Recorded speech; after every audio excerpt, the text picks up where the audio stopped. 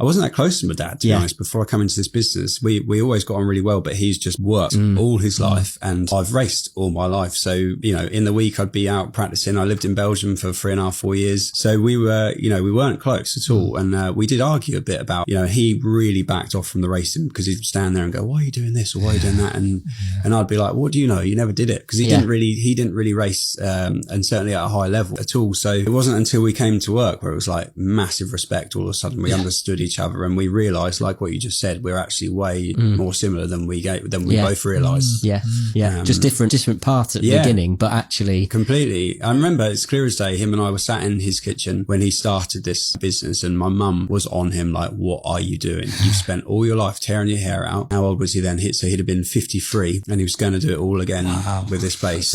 And him and mum were going at it a bit, and I remember sitting there going, what are you doing?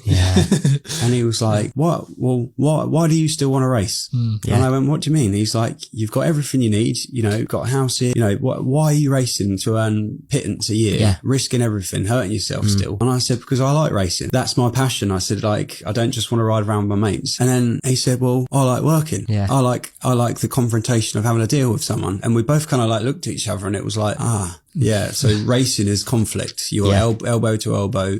You all hate each other from the moment you get on the bike till the moment you get off it. And actually it was like, oh yeah, we're a bit more similar than we. Business is very similar. And his crack is having a deal, and that's his bread and butter. And he's never been a holiday man or anything else. So it was kind of like had a moment, and ever since then we've got on like way better.